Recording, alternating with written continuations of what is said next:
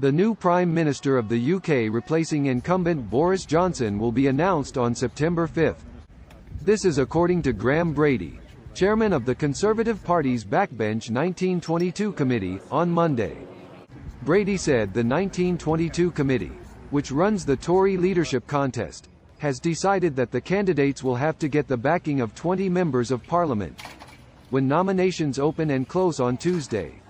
So far, 11 candidates have launched their bids to become the Conservative Party's next leader. Most of the contenders have vowed to cut taxes, ranging from corporation tax to income tax, as the cost of living crisis continues to bite.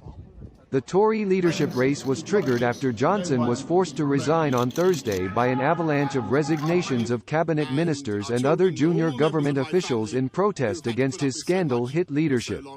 Johnson continues to serve as the caretaker Prime Minister until a new Tory leader succeeds him.